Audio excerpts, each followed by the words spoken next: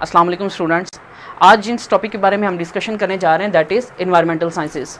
सबसे पहले हम इसकी डेफिनेशन की तरफ आते हैं। डेफिनेशन के मुताबिक what is environmental sciences? Basically surrounding of living organisms.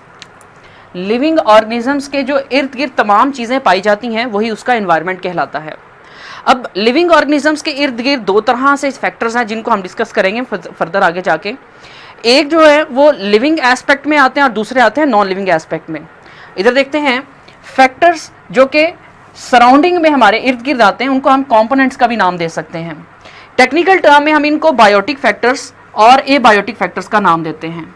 Biotic bio से आया है और बायो का मतलब होता है लाइफ, यानी वो फैक्टर्स जो हमारे इर्द गिर्द हैं और लिविंग हैं उनको हम बायोटिक फैक्टर्स का नाम देंगे। इसमें आप देख सकते हैं कि हमारे इर्द गिर्द क्या पाया जाता है, प्लांट्स हैं, एनिमल्स हैं और माइक्रोब्स।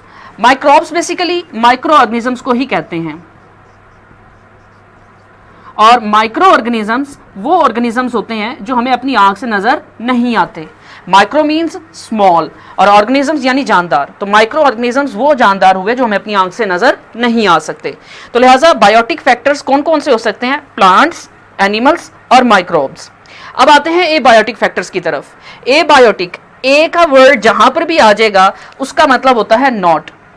जब भी हम टेक्निकल टर्म्स की बात करेंगे और ए का वर्ड इस्तेमाल करेंगे किसी भी लफ्ज से पहले, यानी जैसे हम कह सकते हैं एज ए प्रीफिक्स इस्तेमाल करेंगे, तो इसका मतलब होता है नॉट।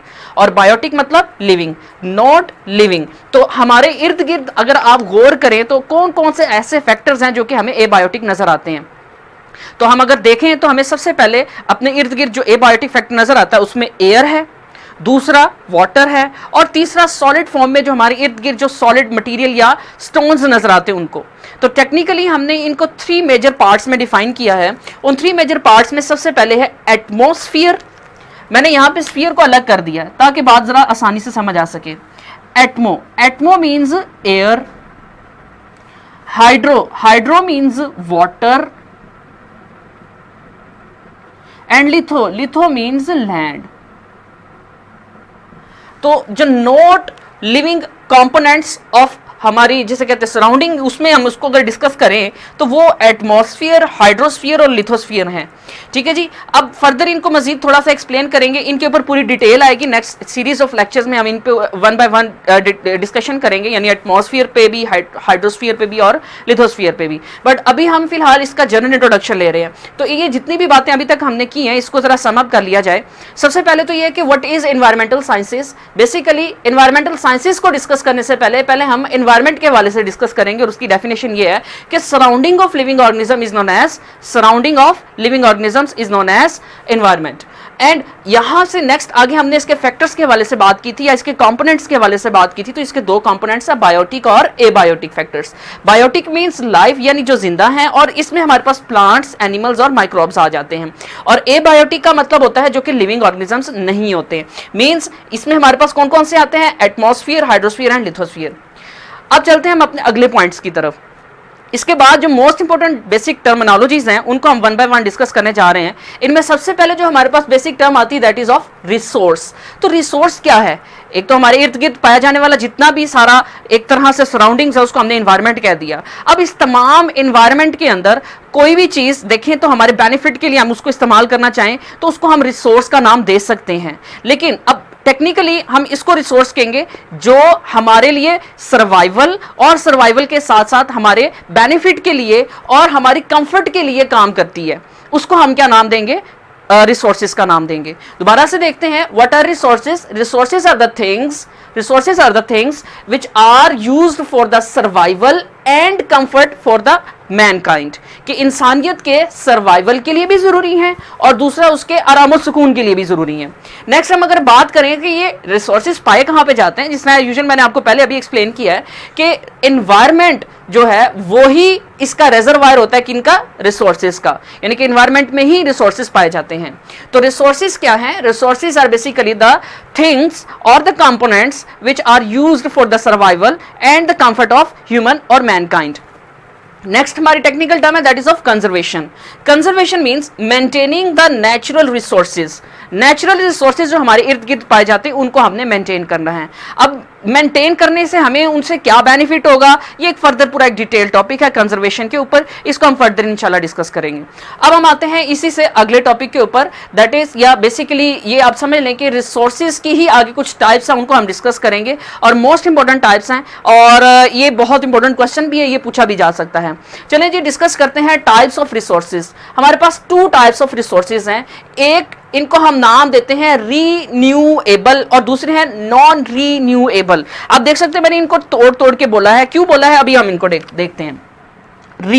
री का मतलब होता है अगेन, न्यू मतलब नया बनाने, एबल मतलब काबिल। ये ऐसे कंपोनेंट्स होंगे जिनको हम दोबारा से नया बना सकते हैं।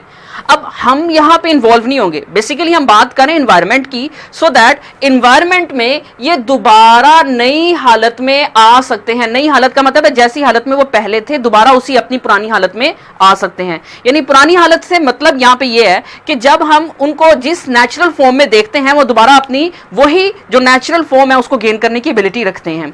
अब आते हैं दूसरी तरफ, नॉन रीन्यूएबल। जिस तरह रीन्यूएबल है, अगर नॉन का वर्ड यूज करेंगे तो इसका मतलब है ये दोबारा से अपनी पहले वाली हालत में नहीं आ सकते। तो इसके लिए हम ये कह सकते हैं can be replace by the itself, या इसको हम इस तरह से एक्सप्लेन कर सकते हैं ये खुद को रिप्लेस कर सकते हैं, बट जो नॉन रिन्यूएबल है ये अपने आप को रिप्लेस नहीं कर सकते। इनके एग्जांपल्स की तरफ आते हैं, सॉइल, एयर, वाटर।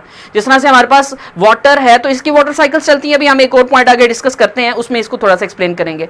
बट जो हमारे पास नॉन रिन्यूएबल है, पेट्रोलियम है, कोल है, नेचुरल गैस है, इनको हम रिप्लेस नहीं कर सकते। इसकी छोटी सी एग्जाम्पल है, देखिए जिस तरह से आपने सुना होगा कि आजकल जो पेट्रोलियम जो है उसकी मिकदार कम होती जा रही है। कम होने का मतलब है कि हम उसका यूज तो ज्यादा से ज्यादा करते जा रहे हैं, बट उसको रिप्लेनिश करने के लिए हमारे पास कोई दूसरा सोर्स अवेलेबल नहीं है, सो दैट ये एंडिंग की तरफ आ रही है। इसके अलावा आगे जी जो रीन्यूएबल रिसोर्सेज है they can be replenished by the biogeochemical cycle. ये मैं अभी एक्सप्लेन करना चाहूंगा, व्हाट आर बायोजियोकेमिकल साइकिल्स। अच्छा जी, अभी हम डिस्कस कर रहे हैं कि बायोजियोकेमिकल साइकिल्स, इनफैक्ट जो रीन्यूएबल रिसोर्सेज होते हैं वो बायोजियोकेमिकल साइकिल से रिप्लेनिश हो सकते हैं। What are biogeochemical cycles? Biogeochemical cycles mean those chemicals which are found in the earth, या geo means earth, so you can say that कि जो chemicals earth में पाए जाते हैं उनको biologically या bio की मदद से यानी life की मदद से उसको दोबारा से earth का हिस्सा बनाया जा सकता है। एक पूरा डिटेल टॉपिक है, इसको हम बाद में भी डिस्कस कर सकते हैं।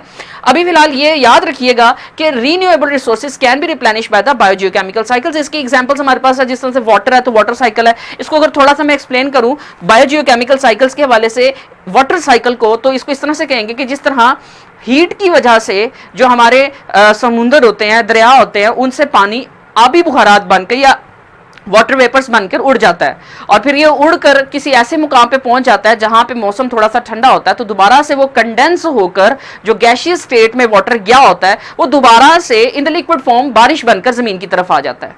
ठीक है जी, तो ये एक ऐसा प्रोसेस है। इस तरह से आप ये भी कह सकते हैं कि वो जो बारिश बन के पानी जमीन पर आता है या पानी वहां पर गिरता है, तो उस पानी को जब वो जमीन में जज़ब हो जाता है तो पौधे जो है उसको दोबारा से अपनी बॉडी का पार्ट बना लेते हैं। फिर अब प्लांट्स में जब वो पानी आ गया तो प्लांट्स की बॉडी एक स्पेशल प्रोसेस है that is known as transpiration, वो प्रोसेस शो करती है। ट्रांसपायरेशन के जरिए से उनकी बॉडी से पानी लॉस होता है और दोबारा एटमॉस्फेयर का हिस्सा बन जाता है। तो इस तरह से ये एक साइकिल चलती है कि एटमॉस्फेयर से जो है वो पानी चला और हाइड्रोस्फीयर से निकला, एटमॉस्फेयर में गया, एटमॉस्फेयर से दोबारा से वो लिविंग ऑर्गेनिज्म की बॉडी में एंटर हुआ और वहां से दोबारा वो कहां पे आ गया, इनटू द एटमॉस्फेयर। ठीक है जी, अब वापस आते हैं। जो हमारे पास रीन्यूएबल रिसोर्सेज होते हैं नेवर डिप्लीट, क्योंकि वो रिसाइकिल करते रहते हैं लिहाजा वो डिप्लीट नहीं होते, और दे कैन नॉट और डू नॉट कॉज पोल्यूशन, ये पोल्यूशन कॉज नहीं करते हैं। इसके बिल्कुल ऑपोजिट आए तो जो हमारे पास नॉन रिन्यूएबल साइकिल्स होती हैं या नॉन रिन्यूएबल रिसोर्सेज हैं, they do not show biogeochemical cycles.